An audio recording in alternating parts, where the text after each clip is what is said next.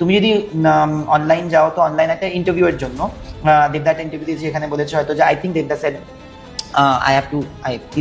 I may not quote it verbally, but the meaning of it was যে আজকের দিনে দাঁড়িয়ে হয়তো তুমি যেহেতু দুজনের দুটো বাচ্চার মা, তো সেই ইনোসেন্সটা হয়তো রূপার যে ইনোসেন্সটা সেটা যদি না থাকে, তো আজকে হয়তো যদি প্রডিউস করতো সে, তাহলে তোমাকে লিড রোলটা না অফার করে অন্য একটা রোল অফার করতো, which has again created a huge chaos between the two fandoms.